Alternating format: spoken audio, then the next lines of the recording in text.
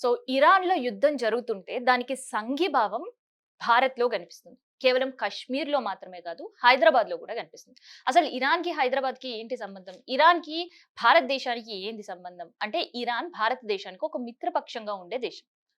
So దాంతో పాటు మిత్రపక్షంగా దేశం ఉన్నప్పటికీ సంఘీభావం మాత్రం తెలుపుతుంటే ఎందుకు ప్రజల వరకు ఈ యుద్ధం వెళ్తుంది? సో ఉక్రెయిన్, రష్యా వార్ వెళ్ళినప్పుడు కూడా అంత పెద్దగా ఎవరు ప్రజలు స్పందించలేరు. అండ్ ఆఫ్ఘనిస్తాన్, పాకిస్తాన్‌కి సంబంధించిన యుద్ధం జరుగుతున్న సందర్భంలో కూడా ఎవరు రోడ్ల మీదకి వచ్చి నిరసన ర్యాలీలు తెలపలేదు. కానీ ఎందుకు ఇరాన్ విషయంలో ప్రజలు ఇలా రియాక్ట్ అవుతున్నారు?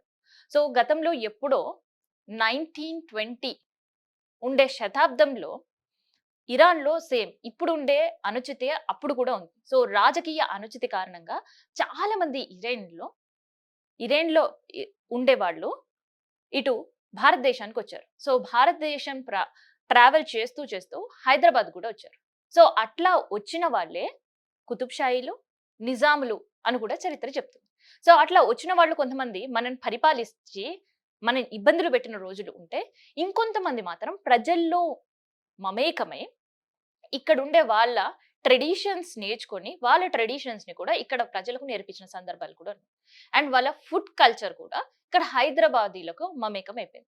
సో అందుకనే ఇరానీ చాయ్, ఇరానీ బిర్యానీ ఇవి మాత్రమే మనకు తెలుసు. కానీ వీటితో పాటు వాళ్ళు రెగ్యులర్‌గా తినే అండ్ ఇష్టపడే జిలేబీ, సమోసాలు కూడా మనకు అలవాటు చేశారు.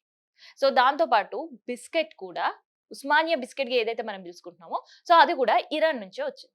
అండ్ కేవలం ఫుడ్ హ్యాబిట్స్ మాత్రమే కాదు. వాళ్ళ వ్యాపారాలు. సో ఇదొక వ్యాపారంగా గూడా వాళ్ళు మలుచుకున్నారు. సో వ్యాపారం గూడా వాళ్ళు ఇక్కడ వాళ్ళతో సత్సంబంధాలు కుదుర్చుకొని చేసుకున్నారు. ఇప్పటికి ఆ బిజినెస్ అలా కంటిన్యూ అవుతుంది. సో అట్లా సెటిల్ అయిన వాళ్ళు కొంతమంది. సో సెటిల్ అయిన వాళ్ళు ఆ అలవాట్లున్నాయి. సో ఇప్పుడు ఎవరైనా జిలేబీ బండి పెట్టుకుంటున్నారు, సమోసా బండి పెట్టుకుంటున్నారు అండ్ బిర్యానీ చేసి అమ్మేస్తున్నారు. ఇంకేం మూలాలున్నాయి అనుకో.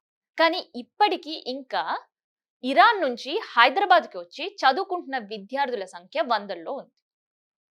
ఇఫ్లూలో గావచ్చు, ఉస్మానియాలో గావచ్చు, హెచ్‌సీయూలో గావచ్చు, వీళ్ళందరూ గూడా టెక్నికల్ కోర్సెస్ కొంతమంది, ఇంజినీరింగ్ కోర్సెస్ కొంతమంది, వొకేషనల్ కోర్సెస్ కొంతమంది, ఇట్లా హైదరాబాద్‌లో వచ్చి చదువుకుంటున్న విద్యార్థుల సంఖ్య ఎక్కువ. అండ్ బిజినెస్ పర్పస్ చూస్తుంటే ఇప్పటికీ ఇంకా ఇరాన్‌కి, హైదరాబాద్‌కి మధ్య, ఇరాన్‌కి, భారత్‌కి మధ్య వ్యాపార ఒప్పందాలు ఉన్న ప్రకారం, దాంతో పాటు హైదరాబాద్‌కి కూడా ఇరాన్ నుంచి వచ్చే dry fruits, perfumes and carpets, తివాచీలు ఇవన్నీ కూడా ప్రతిసారి వస్తాయి. అండ్ ప్రత్యేకంగా రంజాన్ టైంలో మసీద్‌లలో వేసే కార్పెట్స్ అండ్ వాళ్ళు మిగతా వాళ్ళకి పంచిపెట్టే కార్పెట్స్ ప్రత్యేకమైన డిజైన్ శైలి ఇరాన్‌లోనే సొంతం. సో ప్రతి ఏడాది రంజాన్‌కి ఒక సెంటర్ ఆఫ్ అట్రాక్షన్‌గా ఉంది. అండ్ ఇక్కడి నుంచి వాళ్ళకి ఎళ్ళే దాంట్లో ఔషధాలు more and most important. So and దాంతో పాటు పర్ఫ్యూమ్స్ కూడా వెళ్తుంటాయి. సో అదే వాళ్ళకి మనకుండే సంబంధం. సో ఆ సంబంధాలతో హైదరాబాద్‌లో సంఘీభావం తెలిపే పరిస్థితి. కశ్మీర్‌లో కూడా సంఘీభావం తెలిపే పరిస్థితి. ఖమేనీకి సంబంధించిన పేరు హైదరాబాద్ రోడ్ నంబర్ 2కి ఏకంగా పెట్టిన సిట్యుయేషన్. సో ఇప్పుడు కాదు దాదాపు 40 సంవత్సరాల క్రితం కూడా ఉంది. సో అండ్ దాంతో పాటు ఇరాన్‌కి సంబంధించిన కాన్సులేట్ ఇక్కడ ఉండడం, అమెరికా కాన్సులేట్ కూడా ఉండడం. సో అందుకనే ఇరాన్ కాన్సులేట్స్ ఉన్న ప్రతి చోట అమెరికా, ఇజ్రాయెల్ దాడులు చేస్తుంది.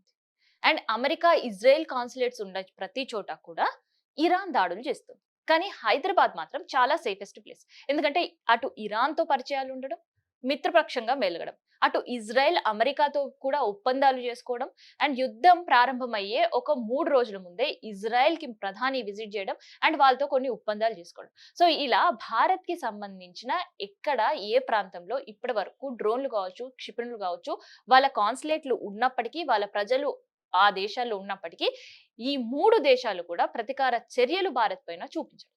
సో అట్లా ఇరాన్‌కు ఉండే సత్సంబంధాలు అండ్ దాంతో పాటు భారత్‌కి ఉండే మిత్ర బంధంతో ఇప్పటి వరకు భారత్ చాలా ప్రశాంతంగా ఉంది. అండ్ ఇదే ప్రశాంతత కూడా కంటిన్యూ అయ్యే అవకాశాలు ముమ్మాటికి ఉన్నాయి. అందుకనే ఎవరికి యుద్ధంలో మోదీ సపోర్ట్ చేయకపోవడం, శాంతి మంత్రం మాత్రమే చెప్పడం అండ్ శాంతియుతంగానే సమస్యలు పరిష్కారం అవుతాయి తప్ప, ఎక్కడ యుద్ధంతో పరిష్కారం ఏ సమస్యలు కావు అని చెప్పడం.